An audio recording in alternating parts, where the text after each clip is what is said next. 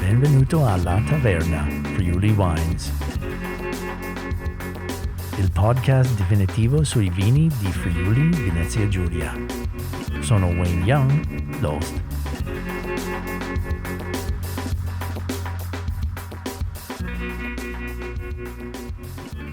Oh, buongiorno, buonasera amici di Vini Friulani, sono Wayne Young, bentornati La Taverna Friuli Wines, come siete?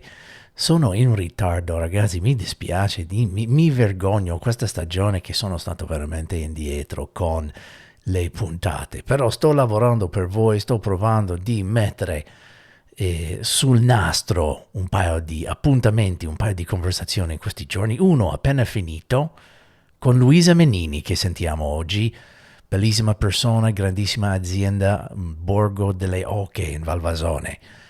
È stata una conversazione fatta con una tecnologia nuova, allora forse la qualità del suono non è il migliore come solito. Però darmi questo momento di sperimentazione con nuove tecnologie e sentiamo insieme questa bellissima conversazione con Luisa Menini from Borgo delle Oche.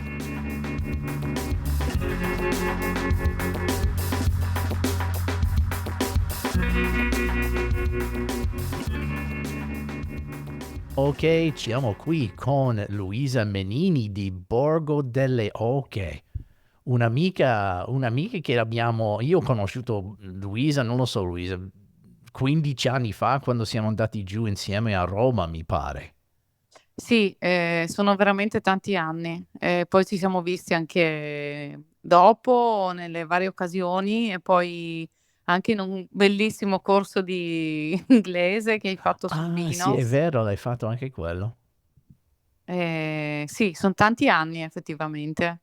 Tanti anni, tanti anni. Ma grazie per fare un po' di tempo con me oggi. No, grazie a te, ci mancherebbe. Ah, allora, possiamo sapere un po' di più della storia di Borgo delle Oche, perché un po' della ricerca che ho fatto, ho visto che più o meno è solo di 94 che state lavorando.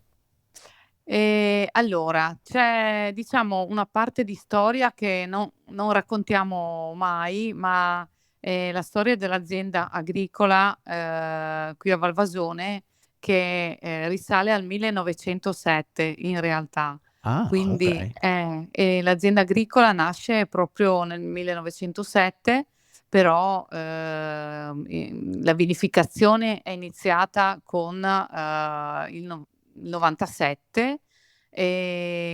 Nicola e io ci siamo conosciuti nel 92, lui era già enologo, io gestivo, diciamo un po' a tempo perso l'azienda di famiglia, Ok. e dovevo ancora finire l'università, e poi sai la passione di Nicola del vino e la mia passione è sempre stata per l'azienda, per il lavoro all'aperto, per i vigneti, per la natura, il contatto con la natura, ci ha portato a così, a creare questo sogno che poi si è realizzato di poter vinificare le uve dell'azienda, della mia famiglia, invece di venderle nella cantina sociale come era sempre stato fatto, Ok, la ehm, cantina di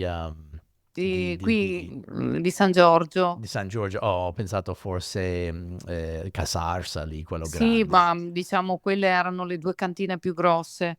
Ok. Quindi, diciamo che insomma le uve, visto che la qualità delle uve è sempre stata molto alta, io e Nicola abbiamo deciso già insomma nel 97, abbiam pensato, sistemiamo un po' le vigne, le abituiamo a fare ancora più qualità e meno uva. Partiamo subito con una materia prima, un prodotto di ottima qualità per poter fare subito insomma, cercare di fare un vino, che fosse, di qualità. Ma Ehm come mai tu avevi questa passione per il vigneto?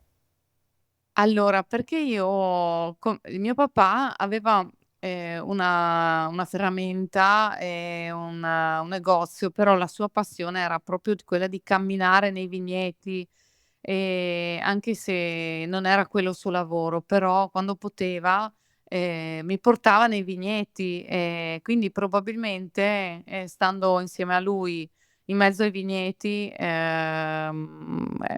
questa passione è arrivata e c'è sempre stata dentro di me. Poi caratterialmente io sto bene fuori, Ah, sono okay. io dico sempre: "Sono un animale selvatico." Sto bene fuori a contatto con la natura, mi sento proprio rigenerata. Io parlo anche, sembro una pazza perché io parlo anche ogni tanto con le mie viti. Cioè è un rapporto che non è solo un lavoro, è proprio un rapporto di simbiosi quasi. Cioè? Quindi cioè Spiegami. io cerco di dare alle viti quello che serve per crescere, quello di cui hanno bisogno e cerco di essere attenta a quello che gli manca e, in compenso loro mi danno tantissimo perché, mi danno un'energia, mi danno anche una risposta alle mie azioni che, ti fa capire che stai, facendo, tutto nel modo migliore, nel senso, Mh. dobbiamo sempre imparare ovviamente perché, in agricoltura, non se non se sai anche tu, anche con i vini, non hai mai finito, di imparare le cose. Il fatto di stare così bene in mezzo alle viti e anche una soddisfazione nei risultati è molto appagante, quindi è un rapporto proprio reciproco, di Okay. rispetto. Mh.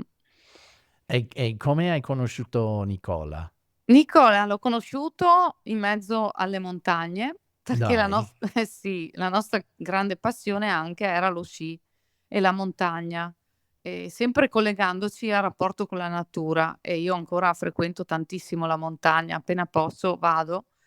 Ci siamo conosciuti nelle piste da sci alla fine, Ah, okay. però poi parlando di vino e lui è molto insomma, ha una conoscenza, molto profonda sul vino e facendo anche l'enologo di mestiere, mi ha fatto appassionare, perché dall'uva ho capito che cosa si può estrarre, che cosa si può ottenere ed è una cosa incredibile, cioè tutti questi aromi, questi sapori. Penso lui sì, sia appassionato anche al vigneto perché, abbiamo scelto assieme di proprio di dedicare tanto tempo alle vigne e tanta attenzione, perché è lui stesso, pur non facendo, lavoro in vigna, perché quello diciamo è rimasto sempre una cosa che faccio io, seguo io i vigneti, perché anche comunque non riuscirebbe per questioni di tempo. Però è lui che dice, nonostante non ci lavori, è lui che dice che l'80% del vino si fa in vigna Ma certo. e quindi, non lo dico io, ecco. Per cui insomma, è cresciuta un po' una passione reciproca che ha legato il lavoro dell'azienda agricola con la vinificazione e quindi il desiderio di trasformare queste uve di buonissima qualità. Ma siete la coppia perfetta No, perché no, no, no, no, non perché dirlo tu che che porta lavora sfortuna. fuori, lui che lavora in cantina, e allora cosa vuoi di più dalla vita? Sì, anche perché è giusto che ognuno abbia il suo ruolo, perché non è facile, lavorare in coppia e stare insieme nella vita e anche stare insieme, nel lavoro. Bisogna che ognuno abbia, il suo ruolo e il ruolo insomma che c'era quando ci siamo conosciuti, perché lui è bravo a fare il vino, io ho una passione infinita per il lavoro in vigna. Perché è un lavoro che devi fare con passione, perché poi insomma a parte, faticoso, ma ha dei rischi che negli ultimi anni abbiamo ben visto, no, dei rischi molto molto grossi, Ma rischi di ehm, danni, di di grandine, tutte danni, quelle sì. così, Sì, sì, sì. certo, l'ultimo è di ieri sera, perché ieri sera è grandinato qua.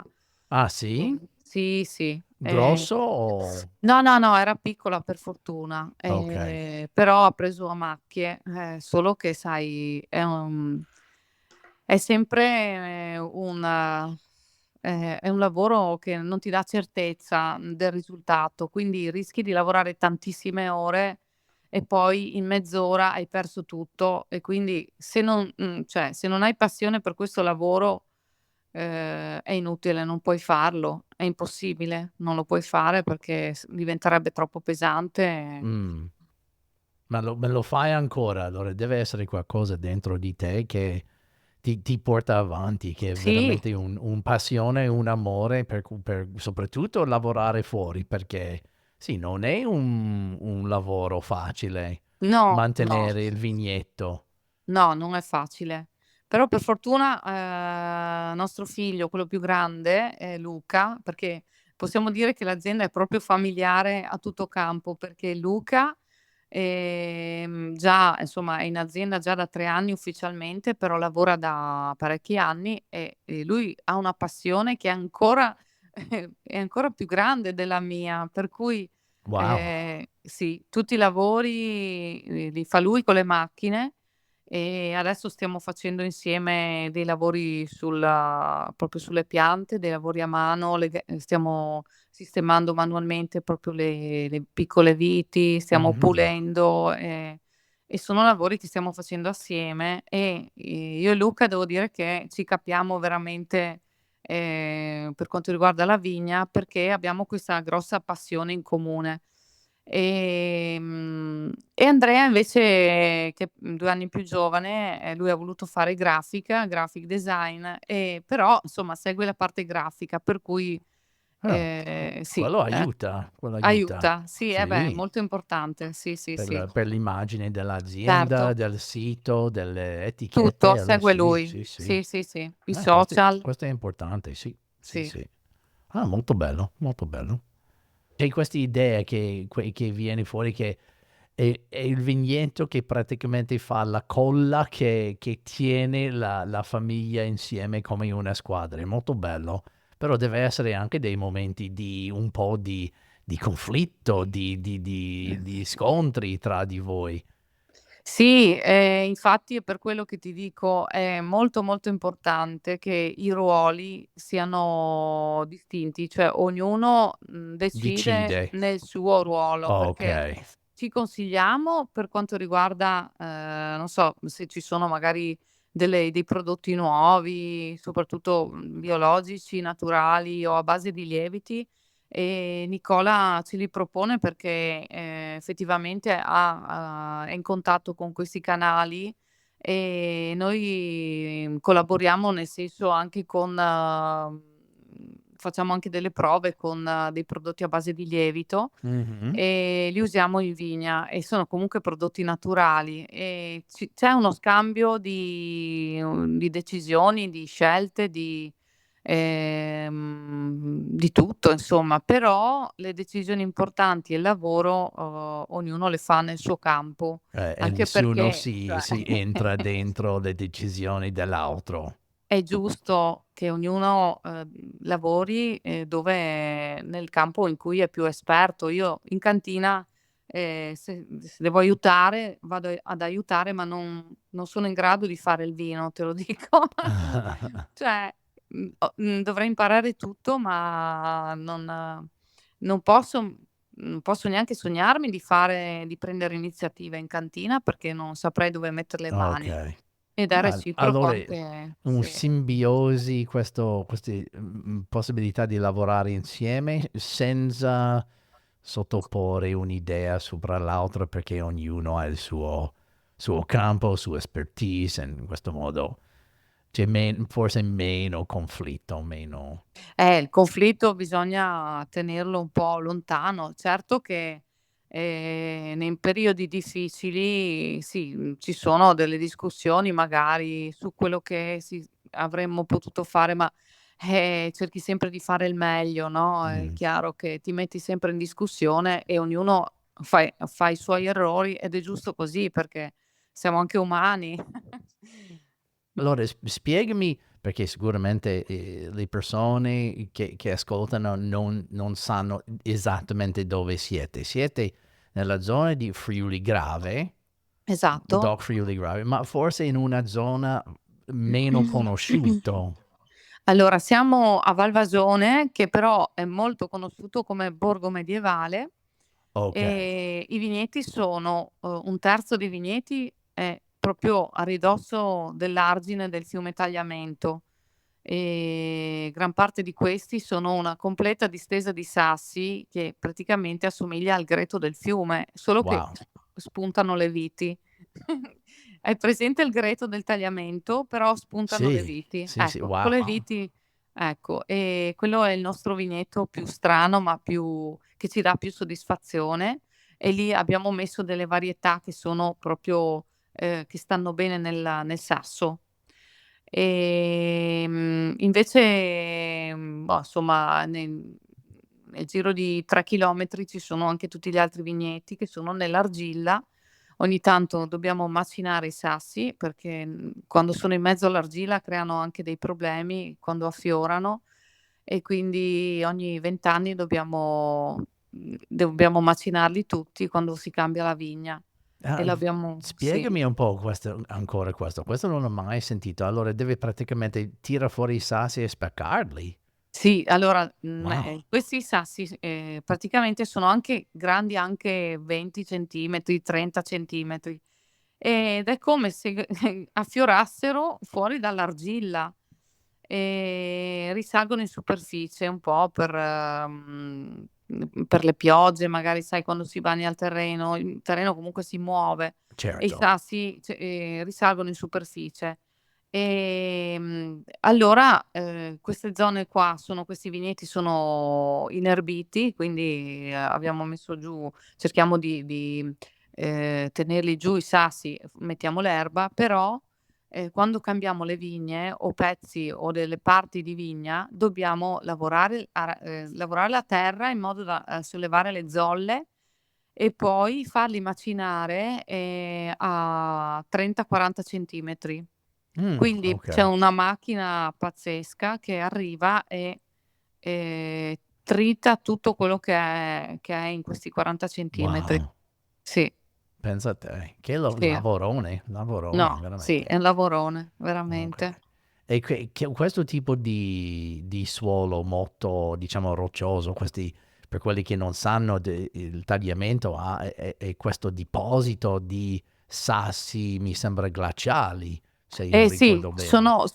sono terreni alluvionali e Sì, questi sassi scendono giù dalle montagne, poi a seconda delle montagne dalle quali arrivano poi sono anche di forme diverse. In tagliamento hanno delle forme caratteristiche, hanno un tipo di rotondità, particolare, anche dei colori molto chiari, sono bianchi praticamente. sì. Ehm, e sono le caratteristiche di queste zone. E che Sot effetto ha questo tipo di Noi roccia? questo tipo di roccia, rende il terreno molto drenante, quindi non c'è ristagno dell'acqua, è ricco di potassio e di minerali e infatti i vini anche che arrivano da lì, sono molto minerali, molto sapidi. Riflette la luce perché è come avere la neve sotto, e quindi la maturazione di grappoli è veramente completa. Ok. E poi trattengono il calore di notte, lo cedono di notte, anche limitando i danni da, brina, i danni Ah, delle gelate. ok. Sì. E qualcosa che succede abbastanza spesso in quella zona? Tutto questo succede ogni anno. La grandine, le gelate, Ma tutto. mamma mia, Sì, sì, ormai ogni anno sì, succede c'è qualcosa. Ogni qualcosa. ogni ogni volta che piove succede qualcosa, ogni volta ad aprile, la temperatura è più alta, poi, scende drasticamente, quindi quest'anno anche ha fatto un po', ma non ha fatto grossi danni proprio perché probabilmente, sì, ci ha salvato un pochino il sasso, ecco. Sì, sì, che per fortuna durante il giorno ha magazzinato un po' di Sì, calore e durante sì, la notte la temperatura non è arrivato a sotto sì, zero. sì, sì, Per esatto. fortuna, per fortuna. E allora sì, hai problemi di acqua allora quando c'è poca pioggia? Ma diciamo che, se le viti, soffrono di più per questo clima piovoso rispetto a un clima più siccitoso, Ah-ah. perché in questa cioè io non ho mai avuto problemi di mancanza di acqua, perché anche nel 2022, che è stata la vendemmia più bella degli ultimi 20 anni, l'acqua, ce l'avevamo lo stesso, anche se era dimezzata, per fortuna poi ad agosto ha iniziato a piovere, quindi, comunque la vite non ha risentito. Mh. Anzi, io speravo che fosse un altro 2022 secco, e invece c'è troppa pioggia, sinceramente. Mi sembra che questo è un tipo di trend che sta succedendo più spesso qui in Friuli, che maggio è sempre freddo e piovosa, no? Sì, Forse gli ultimi almeno f gli ultimi 2 anni, ma forse anche gli sì. ultimi 3. Allora, quando faccio siccome è da tanti anni che seguo anche gli andamenti climatici e facciamo spesso le verticali, cioè, magari, tiriamo fuori annate vecchie, 2002, 2005, 2008, 2007, quando rivedo l'andamento climatico di questi anni, leggo spesso che e mi ricordo che, maggio, ad esempio maggio piovoso, giugno piovoso, maggio freddo, marzo freddo, cioè, in Friuli una volta era più facile che a maggio piovesse tanto, anche a giugno. Invece poi abbiamo avuto un periodo molto bello di, clima meno piovoso e forse ci siamo abituati troppo bene, direi. Ah, okay. Okay, okay. E allora se questo trend che tutti le persone dicono che era normale ad una Guarda, volta. ci vuole un po' la memoria, bisogna rimandare indietro la memoria perché, il Friuli è sempre stata la regione con una piovosità maggiore in Italia, cioè avevamo la piovosità più alta in Italia. Negli ultimi, insomma, 10 anni, si è ridotta questa piovosità e ogni tanto, insomma, abbiamo avuto estati più secche e siccitose e quasi ci siamo dimenticati di quanto piovesse in Friuli, però in effetti pioveva tantissimo. Ma io Ehm, ricordo che pioveva tantissimo sempre durante novembre, dicembre, gennaio, Anche, sì. febbraio. No, No, quello è gennaio stato sempre buio, sempre grigio, sempre grigio, umido. sì, ma anche d'estate. Mi Sì. ricordo Ah, okay. 2007, 2008, 2007 pioveva ha piovuto tanto a maggio, giugno. Ah, Sì. vedi che abbiamo le memorie corte. Boh, ma io mi Ma tengo sempre tu hai un tipo di, non lo so, un libro, sì. che tu proprio, fare delle note del mese per mese o settimana per settimana, come è successo? Allora, io sì,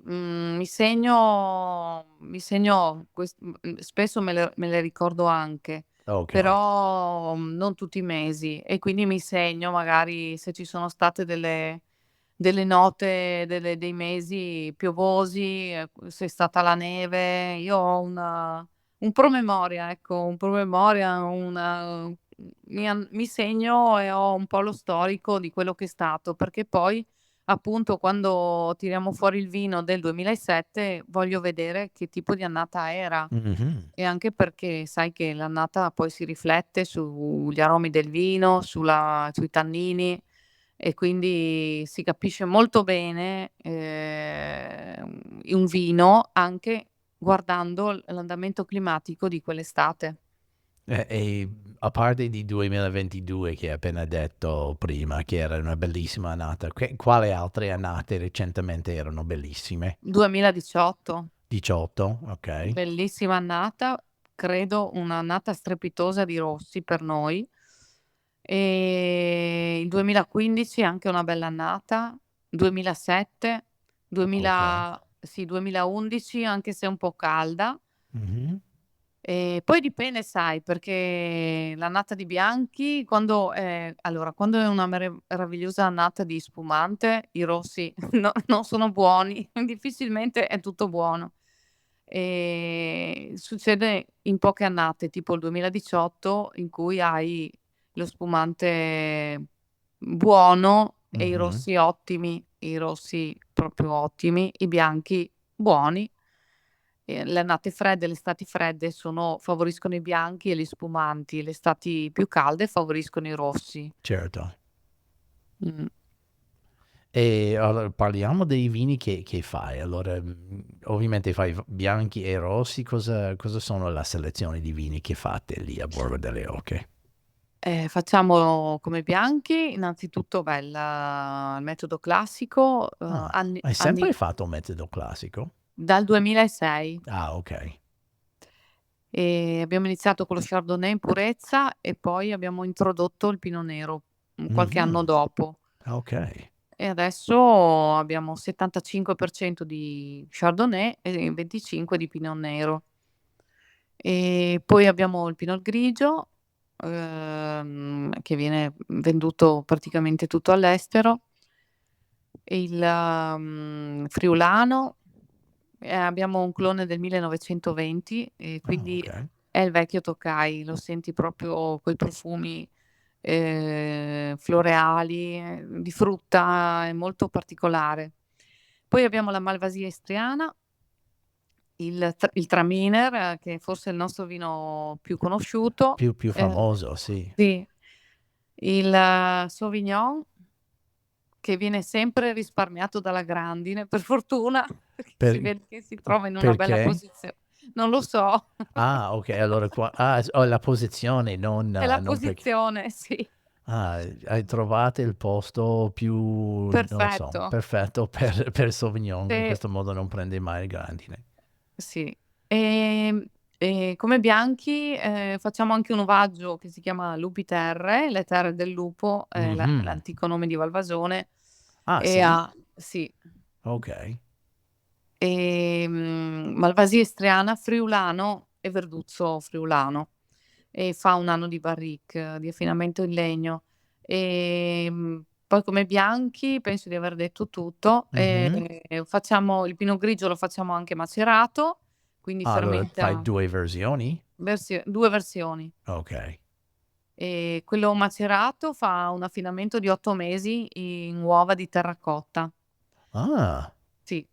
Ehm come viene? Perché è interessante che hai fatto questo Sì, passo verso la terracotta, queste uova. sì, perché allora il primo anno l'abbiamo fatto, solo in acciaio, e abbiamo provato un pochino in terracotta, però effettivamente, l'acciaio non riesce a ammorbidire il tannino che ha, perché ha veramente tanto tannino la Ah, bu sì. E poi abbiamo deciso di metterlo tutto nella terracotta, ed è un altro vino veramente, molto più vellutato. la È terracotta è un interessante. po' più, diciamo, respira come il legno, Sì, ha questo esatto, micro-ossigenazione. esatto. Infatti non è vetrificata, è proprio porosa, hai un contatto con l'aria, anche un hai la una perdita di vino importante, Ma però dai, sì, rispetto al legno credo un po' di più. più del E legno. sì, più del legno. Wow. Mh. Ovviamente non dà nessun tipo di sapore al vino, però. No, Ah, no, è per solo fortuna, proprio ok. no, no, è un materiale inerte che non dà sapore. Infatti per quello usiamo la terracotta, perché dopo il legno diventa pesante magari in un vino così e non rischia magari di perdere un po' la sua eleganza. Ok. Quindi, sì, è molto fruttato questo vino qua. Mm. Era il vecchio Pinot Grigio, in Friuli si faceva quel Pinot Grigio lì una volta. Sì, il famoso alzo di cappello, no? Esatto, Sì, sì. Quanti giorni sulle bucce? 5. 5 giorni, ok. Mh. E Lupe Terre, che forse non ho sentito l'uvaggio Ah, di cos'è il cépage di questo Lupe Terre. facciamo la Malvasia istriana 60% Mhm. circa, il friulano 30% e li mettiamo assieme già proprio nella vasca, quindi vinifichiamo le uve e le mettiamo già assieme. Ah, ok, allora Cioè le co-fermentato. raccogliamo assieme, le raccogliamo tutte e 2 e le Ok. mettiamo assieme subito e fermentano nella vasca di acciaio già, tutte e 2 insomma. E poi invece il verduzzo arriva dopo perché matura dopo il verduzzo e quindi tutti e 3 fermentano, in legno. Adesso Ah, ok. sì scusa, ho detto vasca, ma in realtà fermentano in legno. E poi rimangono in barrique per 1 anno. Ok. Dopo, sì, vengono mescolati e dopo rimesso in barrique per un anno? Sì. O sono separati e messo insieme prima dell'imbottigliamento? No, no, no, vanno in Ok, barrica assieme. ok. Per un anno. Molto Sì, bello. 10% di verduzzo, quello deve dare una botta di di te tannini, di esatto, struttura. esatto. Infatti per quello deve andare nel legno, perché è quello che riesce a sostenere il legno. Ok. Mh. E per i rossi? Allora i rossi abbiamo Ah, il Luisa, merlot, il non c'è refosco dal problema. peduncolo rosso e con questi facciamo il merlot, noi diciamo d'annata, ma in realtà esce dopo 2, 3 anni. E poi facciamo ogni tanto, quando le annate sono favorevoli, facciamo anche la riserva di rosso che si chiama Svoal e lì c'è anche un 7, 8% di Petit Verdot. Ah, Petit Verdot. Sì. Come mai ci sono dei viti di Petit Verdot in Val Vasone? Perché no, erano dentro cioè erano le abbiamo messe proprio, dentro il Merlot. Ci sono 4 cloni, 2 francesi, 2 friulani di Merlot, per fare proprio un mix, per cercare di Ok. di avere un po' tutte le caratteristiche di questi cloni, assieme. Nello Svoile vanno i cloni francesi. Vanno i Mm. cloni francesi e questo Petit Verdot. E c'era un motivo che avete scelto Petit Verdot? Perché è una scelta strana. Voi siete forse l'unico in Friuli che cresce Petit Verdot. Non ho mai sentito di un altro. Ce No, n'è. no, ce n'è, sì. E che tipo di vita è qui in Friuli? Come si comporta in questo territorio?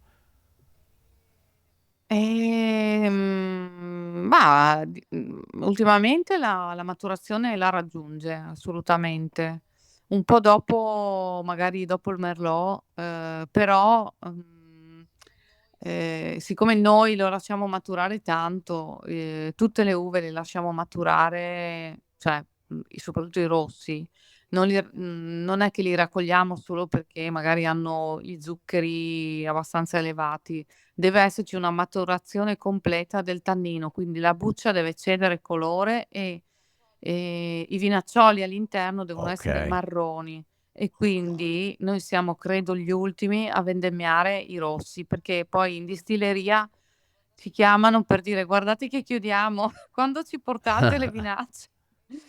Sì, e li lasciamo su tanto, quindi alla fine non ci sono problemi, anche perché ce n'è Ok. pochissimo, ce n'è veramente poco. E Mh. il Pinot Nero lo usi solo per il spumante? Non fai un Sì, Pinot sì, sì, Nero, sì, sì. no? No, no. E No, lì no, come no, anche no. quello lì non è un vitigno abbastanza facile da allevare. Io credo che nelle nostre zone il Pinot Nero, dia più soddisfazione come Ok, base spumante, perché sei sicuro che porta tutto a maturazione.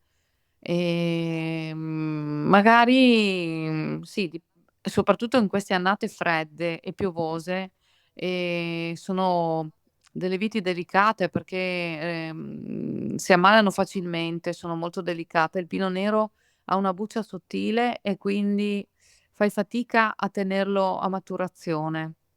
Per cui quando lo raccogli per la base spumante, che è sempre a fine agosto, è sempre in perfetta forma, è sano, l'acino è intero. Invece io se dovessi tenerlo su ancora 20 giorni, 1 mese, non so, non Okay. mi fiderei. Allora meglio raccogliere un pochino prima, che è perfetto per il spumante, Sì, invece rischiare e andare sì. avanti di più.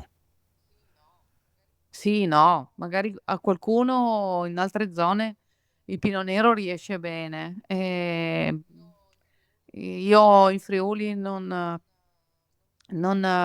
mi sentirei Mh. di coltivarlo, però so che ci sono degli ottimi Pinot Neri anche in Friuli e quindi insomma, lasciamolo fare a loro insomma, perché si vede che hanno la Okay. zona E giusta. io faccio questa domanda solo perché tu sai che sono un grandissimo, amante di Refosco dal Peduncolo Rosso. Parla un po' Sì. di questo vitigno nella questa del tuo territorio, come viene? È un refosco, abbastanza elegante o un refosco molto potente? Perché per me il refosco è È super mo importante per Friuli, anche per me. Sì, è un autoctono, il refosco è una io la chiamo, wild variety. Okay. È molto is very wild in the vineyard and in the bottle. È veramente Okay. è veramente selvatico come la sua padrona, diciamo. Ma infatti volevo fare questo paragone, perché ho detto: "Tu sei un animale selvatico, il Sì. refosco è un autoctono selvatico, allora è Sì. perfetto per te." Perfetto, perfetto. Sì. Infatti, beh, si vede che il refosco sta bene in Friuli, perché può succedere anche di tutto, gelate, può succedere, qualsiasi, non so, clima secco, troppo caldo, troppo freddo, ma il refosco se la cava sempre, Dai. cioè veramente. Noi lo vediamo, anche il Tokai, quello che abbiamo noi, Tokai friulano, se la cavano bene, perché se ci sono stati, quelle varietà lì tanti anni fa, se c'erano quelle e ci sono state per tanti anni, c'è sempre un motivo, dobbiamo Certo. farci 2 domande. E infatti li vedi che resistono di più. Questi sono dei guerrieri, perché anche l'anno scorso il Tokai ha resistito veramente alla grandinata, Ah-ah. soprattutto sì, ha resistito più di tutti e quindi Ehm, si vede che si trova bene in quel terreno, che sta bene. Quando la pianta sta bene, riesce anche a reagire, comunque è una varietà che resiste perché ha la buccia più spessa e il refosco, resiste agli sbalzi climatici, agli sbalzi di temperatura, resiste perché alla fine pensi sempre che soffra e poi ti dà dei risultati meravigliosi. Ah-ah. Ah, ma, mi piace tantissimo questo perché spesso quando si parla dei miei, vitigni i miei vitigni preferiti qui in Friuli, parlo spesso di friulano e refosco dal Ah, Peduncolo Rosso. vedi? Allora vedi, tu hai detto una cosa molto interessante, che è tanto tempo che il territorio porta avanti questi 2 Sì. vitigni. Ovviamente ci sono anche altri storici, però si vede che questi 2 hanno qualcosa in più, che è più adatto del nostro clima qui in Friuli. Sì, è più adatto anche al terreno, perché noi queste 2 varietà le abbiamo messe vicino al tagliamento. Pensa che Okay. il refosco ha dei filari che sono lunghi 400 metri. Wow. Quindi tu parti alla mattina e torni a casa la sera e dici: "Ho fatto un filare." Quando fai dei Oh, lavori, perché quando arrivi in 400 fondo, metri. 400 metri e va a sbattere proprio sull'argine del tagliamento. Okay. E quindi è proprio vicino. Infatti, lo scorso ottobre, fine ottobre mi pare che fosse, che c'è stato quel problema di alluvione. Ah, L'acqua è arrivata a 10 centimetri dietro l'argine. wow. Sì, per fortuna poi è andata giù. Okay. Mh. Allora c'è questa vicinanza al tagliamento, questo è un canale, non lo so, per il movimento di aria, movimento Sì, di brezze, molto aria, c'è molta ok. aria, sì, Perché, soprattutto sì, d'inverno. inverno, ok. Sì, sì, Ma, sì, ma questa è infatti. una cosa che abbassa la temperatura o tiene la temperatura forse un po' più mite? Allora l'aria la percezione del freddo è maggiore, perché tu percepisci più freddo con l'aria d'inverno. Però quando c'è ad esempio la stagione delle gelate, tipo aprile, Ok, il fatto che si muova l'aria ti salva, perché quello che brucia le viti è proprio il ristagno di umidità che poi si congela. ok. E Mh. per quelli non so, c'era, cos'era? Sì. Un'azienda che ha messo anche dei ventilatori, Ah no? sì, Per sì, spostare certo, l'aria, per certo, evitare il certo. gelo. E allora sì, questa è è una cosa bella. Ok, Sì, capisco. sì, sì, Per quelli che assolutamente. non sanno un po' la geografia di Friuli, Tagliamento è un fiume selvaggio, si dice, no? Perché non Sì, è stato canalizzato in un piccolo fiume, è più proprio che viaggia dove vuole su questa zona molto largo. esatto, E 1 allora chilometro. 1 chilometro di larghezza, sì, è grande. E allora mi sembra che è uno degli ultimi fiumi Sì, completamente selvaggi in Europa, esatto. se non sbaglio. Infatti vengono vengono tanti a studiare proprio questo fiume, perché è un fiume che riesci ancora a come si può dire, non fa tutti i danni che potrebbe fare, perché ne viene giù tantissima di acqua e riesce a ospitare tutta l'acqua, anche perché comunque hanno rispettato tantissimo, le zone diciamo, dentro l'argine, le hanno cioè non puoi piantare niente, non puoi cioè la legge è molto rigida su questo, Ok. e comunque credo che in Friuli ci siano tante persone che anche aiutano a fare pulizia, dei tronchi, c'è tanta pulizia quando vengono giù i tronchi, Mhm. io l'ho trovato sempre in ottime condizioni quando sono andata a camminare. Non è sporco, cioè viene ripulito spesso. Ok. Allora, sì, non si trova detriti e roba varia No, che è stato no, buttato dentro, non si trova no, sulle sponde di questo fiume. no, no, No, no, no, assolutamente. se stai ascoltando e hai una possibilità di andare a cercare delle foto del fiume Tagliamento, sì, è veramente speciale come posto. Ogni tanto si vede tutti questi sassi con solo un po' di acqua che corre in mezzo a questo piccolo vena di acqua, e altre volte si vede che ce n'è tanto. Allora è lasciato proprio alla stata natura. Sì, sì, Molto bello. è impressionante anche perché quando vedi che c'è più di 1 chilometro di acqua, cioè tu Sì, sì, passi il sì. ponte e c'è Ovviamente acqua non dappertutto, troppo profonda, ma ovviamente molto larga. larghissima. Sì, sì, molto bello, molto bello. Bene, bene. Allora, se c'è uno di questi vini, allora abbiamo parlato tanto di Refosco e di Friulano, però se potevi scegliere uno o due di questi vini che è il più, non so, rappresentativa della tua azienda, cosa sarebbe? Beh, allora sicuramente, direi il Traminer, Ok. E perché il Traminer viene così bene da te? Perché hai perché vinto diversi premi per il vostro Traminer, che nessun altro in Friuli prende i premi per Traminer. perché, c'è proprio questa fascia di argilla rossa.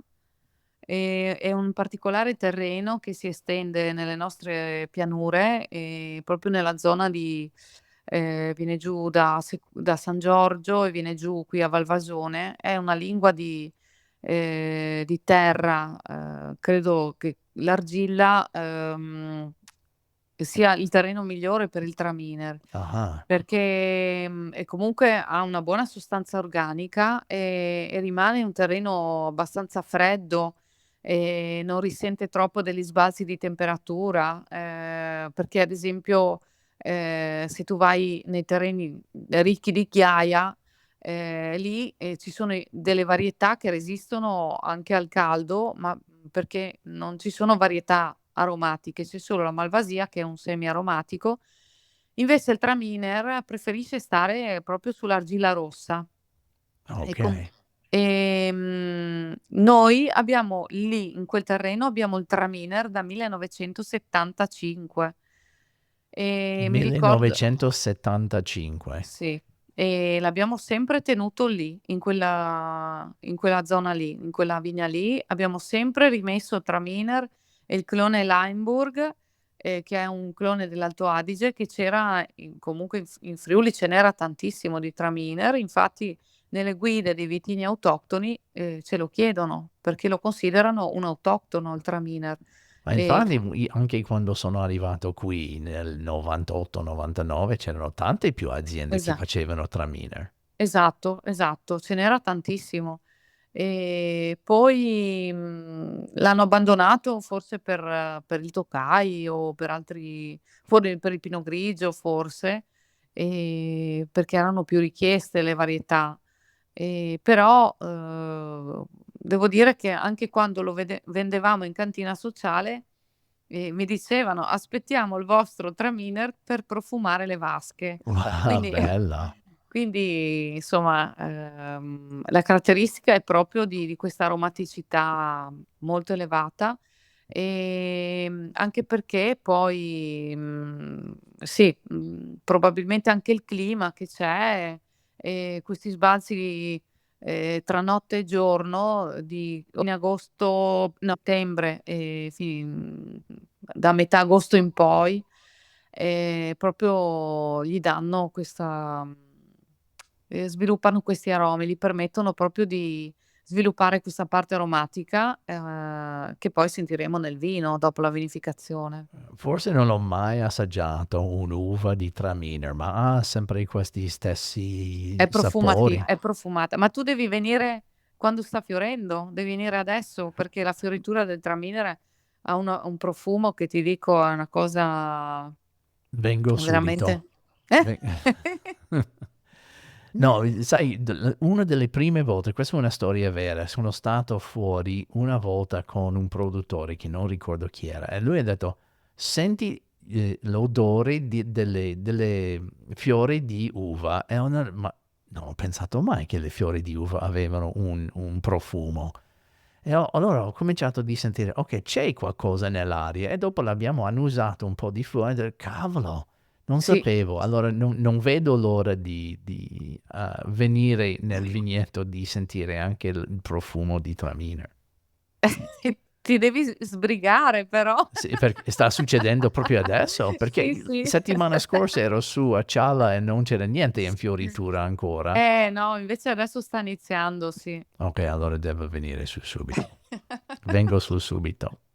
Dai, metti una bottiglia in ghiaccio e mi metto in macchina adesso. Assolutamente sì, assolutamente sì. Buono, buono, buono. E per i rossi c'è un rosso che secondo te è il più rappresentativa?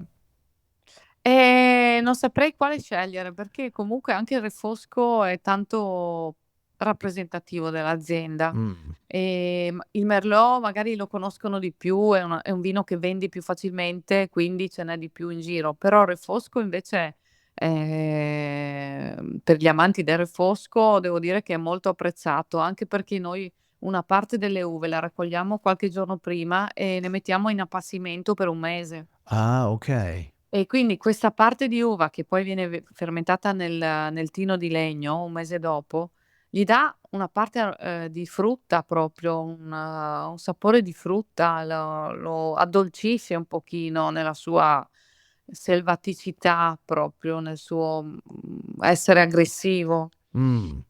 Ma pensi che il Refosco può essere troppo aggressivo? Troppo, non lo so, non selvaggio, ma forse rustico? Potrebbe essere la Sì, parola. beh, comunque rimane rustico, rimane perché tu senti anche ogni tanto, proprio questo, odore, questo ha il profumo in certe annate, soprattutto in annate fredde, io sento che ha, lo chiamano volpino, questo Volpino. profumo di pelo di animale, non so, è Ah, quasi ogni tanto ha queste nelle annate fredde io sento che ha questo esce un po' questo selvatico del refosco. okay. Mi dicono che le varietà di rosso, ci sono delle varietà che hanno proprio questa caratteristica e il refosco è uno di questi. Okay. E Svual che è questo uvaggio così strano. Allora, lo Sval è il primo vino che abbiamo fatto nel '97, ti Ah, dico la verità. Infatti okay, si chiama Sval, che significa volo in friulano, okay. perché è stata la nostra partenza. Ah, okay. Sì, Allora il tuo partenza, proprio il sì. decollo. Il decollo nel 2004 Okay. esattamente il 23 ottobre abbiamo fatto l'inaugurazione. Quindi sono 20 anni e quest'anno bisogna brindare assolutamente. Oh, se fai la festa devi invitarmi. Beh, certo, questo è proprio assicurato. Bene. È stato all'inizio facevamo era tutto Cabernet Sauvignon, perché era un'uva che avevamo. Ah, Ehm, okay. è l'unica uva che avevamo. Poi nel 2004 abbiamo inserito il Merlot, perché, non c'era prima sì, la vigna prima non c'era, l'abbiamo messa giù noi, quella di Merlot, quindi, era 50% Cabernet Sauvignon e, 50 di Merlot no scusami, ehm, sì, 50 e 50. Okay. Poi abbiamo, ridotto, il Cabernet Sauvignon, è rimasto 25% e il Merlot 75 e dal 2015 abbiamo tolto il Cabernet Sauvignon perché secondo noi non era una varietà che maturava bene in Friuli, o comunque nella nostra azienda non riusciva a maturare bene e quindi abbiam detto: "Facciamo sì, togliamo il Cabernet Sauvignon". S E quindi, sì, abbiamo fatto questa decisione. okay. Adesso non è detto che sia l'ultima decisione perché Però forse, adesso c'è anche il Petit Verdot. sì, quello c'è sempre da quando abbiamo il Merlot c'è sempre stato. Okay. Sì, non lo dico perché non sono abituata a dirlo, però c'è sempre stato lì dentro, però mi piacerebbe reintrodurre il Cabernet Sauvignon. Ah, Però magari una varietà che ha maturazione più precoce, che potrebbe essere il Volos, che è una, varietà resistente, però, diciamo a me interessa più che altro proprio il fatto che matura prima, perché il problema del Cabernet Sauvignon era quello cioè del fatto che non maturava, non riusciva mai a maturare perché, non cioè gli servivano più giorni di sole, ecco. infatti. Mh. Infatti sì, quello che ho sentito è che il problema qui non è il livello di caldo, è i giorni di sole. Esatto, Hai bisogno esatto. di più giorni di sole, allora forse devi andare più sud dove ci sono più ore di sole Sì, durante la sì. stagione. Sì, Sì, sì, ma sì. infatti poi quando vai in centro o sud Italia e assaggi il Cabernet Sauvignon, cosa fai? Torni in Friuli e togli la vigna, perché non puoi fare altro. Perché dici: "Ma cavolo, se questo è il Cabernet Sauvignon, veramente così maturo, capisci che io ho fatto questa considerazione, ho detto: "Non abbiamo una regione adatta. La nostra Okay. zona non è adatta al Cabernet Sauvignon". Ho pensato: "Per il tipo di vino che vogliamo fare noi". Però, parlo sempre della nostra realtà, cioè le scelte sono sempre proprio, scelte aziendali in base ai terreni che abbiamo e anche alla posizione che abbiamo, quindi dobbiamo fare i conti con quello. Certo. Secondo me è importante anche menzionare che siete anche completamente biologici.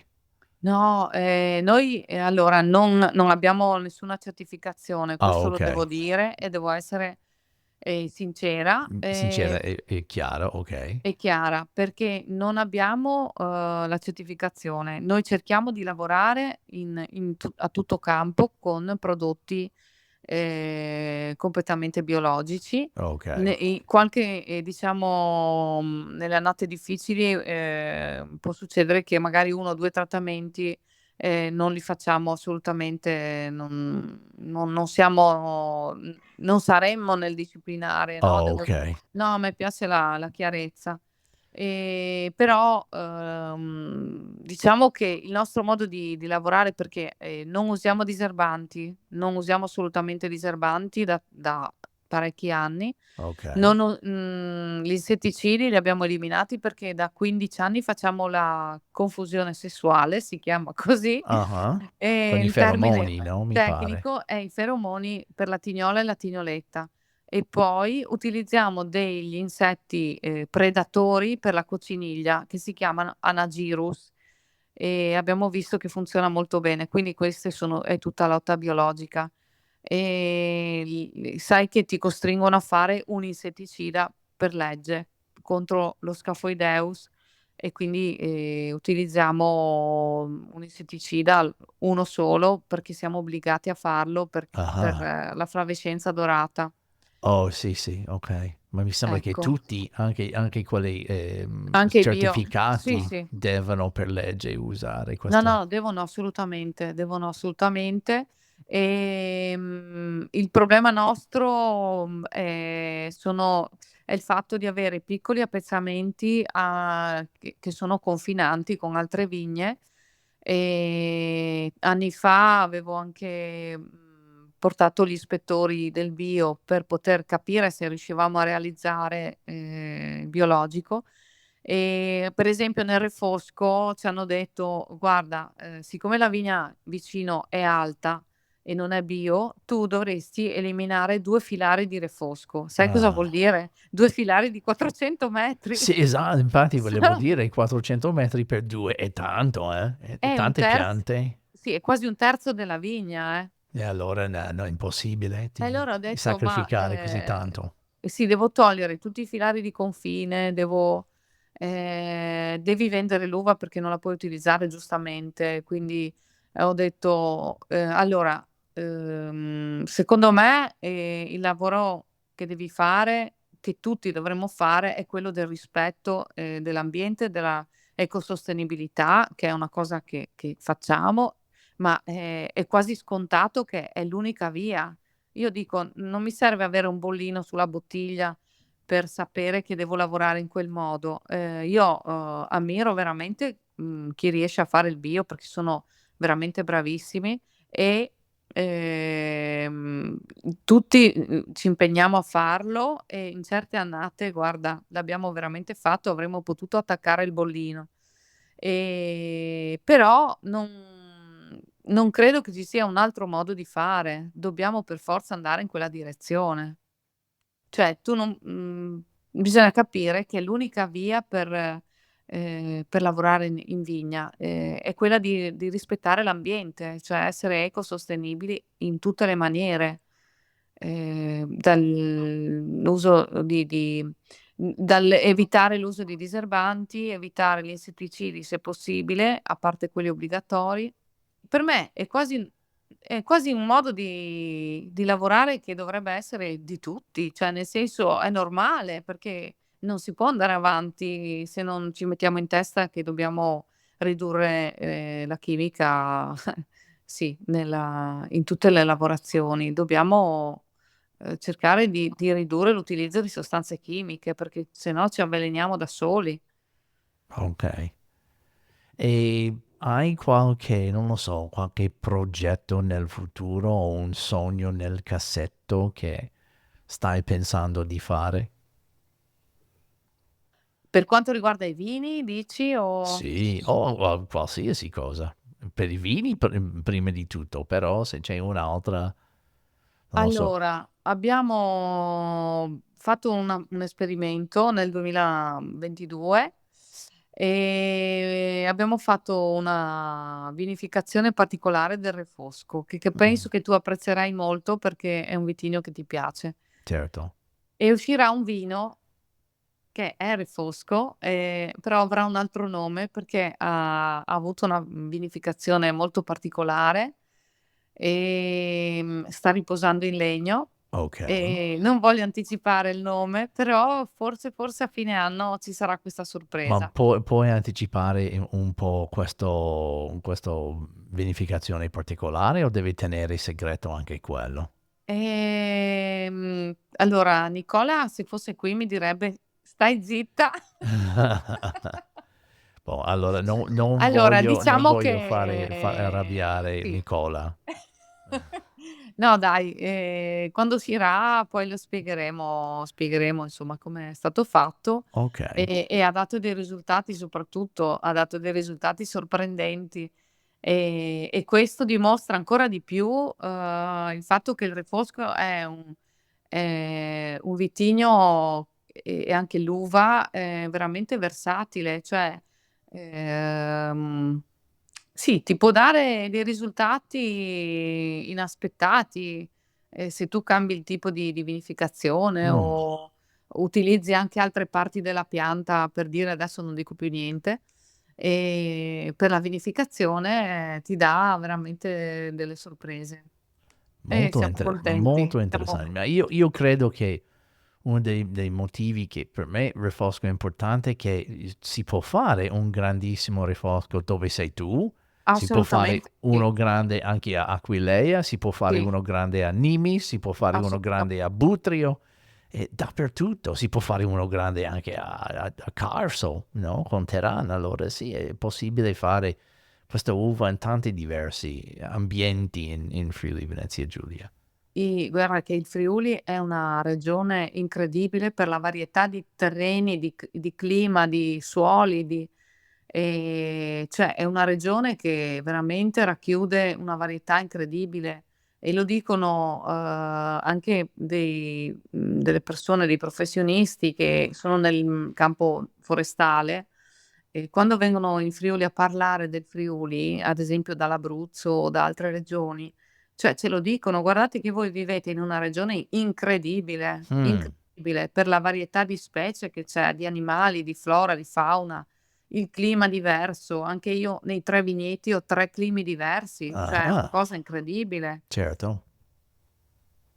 E quindi sì, il Friuli credo che sia una regione, cioè è difficile, io ci sono nata, però, sarebbe difficile scegliere una regione con tutta questa varietà dove spostarsi. D'accordissimo. Mhmm, Hai sì. parlato un attimo anche delle viti resistenti. Quella è una cosa che stai considerando, una cosa che secondo te è fattibile qui Il in Friuli? progetto il progetto, e l'idea è bella e la stanno sviluppando. Cioè l'idea sarebbe bella, non sono proprio convintissima della resistenza, perché Ah, i nostri colleghi, tanti colleghi che le hanno messe giù, soprattutto quest'anno, stanno facendo tanti trattamenti. Forse questa cosa, mi ha lasciato qualche dubbio, però se fosse veramente cioè se fossero resistenti veramente alle malattie, ehm, mi piacerebbe molto e li considererei assolutamente. All'inizio li ho considerati, adesso li sto sorvegliando. Ehm e ho come sai, ho come un dubbio che, ehm, sì, che purtroppo che anche le malattie non tutte le varietà resistenti riescono a resistere, diciamo la verità. Io sto guardando con attenzione l'evoluzione di questi vitigni, però ok. vedo che gli fanno già tanti trattamenti. Quelli che Dai. li hanno Ah, messi giù dei nostri colleghi, tanti nostri colleghi non sono proprio contentissimi, mm, perché comunque li devono trattare, perché devono, trattarli per l'oidio. Quindi ho come, il dubbio che riescano a resistere, negli anni, ok. perché all'inizio magari Ok. Allora è eh. una cosa che è resistente all'inizio, però non lo Ho so. paura che poi con gli anni perdano la resistenza. Ho paura di questo, vorrei, monitorare Mm, qualche altro interessante. anno. se perdono la resistenza o se la malattia riesce a adattare alla È quello, resistenza. perché sì, è la malattia che credo che abbia una capacità di adattamento anche lei, come Pensa sono i te. virus, no, perché i Sì, virus, è vero. tu gli metti un ostacolo, loro fanno un percorso e girano intorno e fino a e diventano forti, e resistenti, abbiamo visto, no, qualche anno fa, diventano resistenti per riuscire a superare questo ostacolo. Certo, E come certo. succede? Perché la peronospora, ad esempio, è diventata resistente a tante sostanze chimiche. Ah-ah, Quindi si è abituata e si è fortificata e quindi quelle sostanze chimiche non sono state abbandonate perché ormai era diventata più forte, era resistente lei, hai capito? pensa te, pensa te. È questo, perché è veramente una non lo so, io li tengo d'occhio e spero che insomma non Okay, succeda, ecco. spero, okay. Voi avete anche l'accoglienza lì? Avete anche il stanze o bed and breakfast, qualcosa del Sì, genere? abbiamo Sì? bed and breakfast, Ah, okay, sì, a Valvasone, proprio in centro, vicinissimo alla cantina, e possiamo fare accoglienza. okay. E poi abbiamo comunque una bella sala degustazione dove si può fare una degustazione anche per gruppi di, 30 persone, insomma, abbiamo, un bel posto e si può visitare anche il centro medievale. Ma infatti volevo sì, dammi 2 secondi di scrivere questo centro medioevale, perché è molto interessante, secondo me viene da te assaggiare un buon vino e vedere questo posto speciale. Esatto, sì, è molto molto bello perché c'è a 100 metri dalla cantina c'è un castello, Ah, che è stato ristrutturato in questi anni, che adesso viene utilizzato anche all'interno c'è l'ufficio turistico e fanno tanti eventi, fanno concerti, fanno eventi, fanno matrimoni, quindi è possibile visitarlo su prenotazione e c'è un teatrino meraviglioso all'interno. E poi anche tutto il resto del paese è stato proprio risistemato com'era una volta, com'era, nel Medioevo. Tu sai che bello. Valvasone era un feudo gigantesco, arrivava fino a Portogruaro Valvasone come Wow, feudo. Sì, sì, era molto, molto grande e c'era anche tra l'altro una foresta importante non so se è per quel motivo, ma il casato dei Valvasone ha come simbolo il lupo rampante, cioè il lupo, sai, in piedi con il lupo è il simbolo di Valvasone. Comunque okay. una volta c'erano dei lupi e c'è ancora una tradizione molto bella, che alle 10 di sera suona la campana del paese, perché c'è, questa leggenda che la figlia del conte era uscita a cavallo e non riusciva a ritornare a casa e allora han suonato le campane e alle 10 di sera è riuscita a orientarsi sentendo il rumore delle campane, è riuscita a ritornare in paese. E quindi da quella volta alle 10 di sera le campane del paese suonano sempre. Wow, bella storia, bella È storia. veramente bello il paese da visitare, merita Assolutamente. assolutamente. Okay. Bene, in questo modo si può fare tutto da te. Esatto. Okay.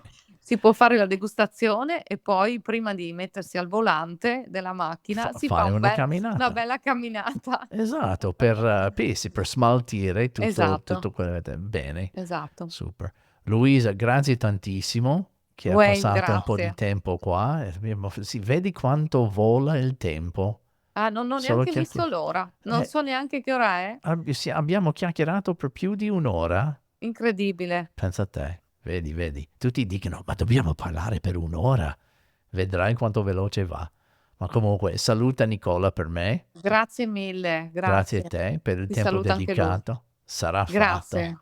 Okay. Ecco, un saluto a tutti quelli che stanno ascoltando. Grazie. Mi raccomando, venite a visitare il paese e anche la nostra cantina. Andate al Borgo delle Oche sicuramente. Grazie Wayne. Grazie.